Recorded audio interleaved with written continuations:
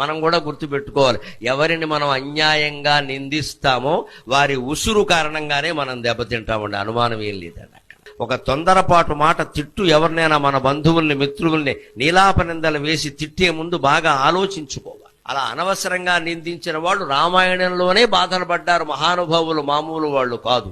అగ్ని ప్రవేశం అప్పుడు సీతాదేవిని అనేక రకాల మాటలు అన్నాడు రామాయణంలో రాముడు. ఇప్పటికీ దాన్ని విమర్శిస్తారు చాలా మంది హేతువాదులు. వాళ్ళు పూర్తిగా చదవక విషయం తెలియక అన్నాడు, అనేక రకాల మాటలు అన్నాడు. భర్తగా నిన్ను కాపాడాను నేను, నీ ఇష్టం వచ్చిన చోటుకి వెళ్ళొచ్చు అన్నాడు. అంతకంటే అవమానం ఉందా?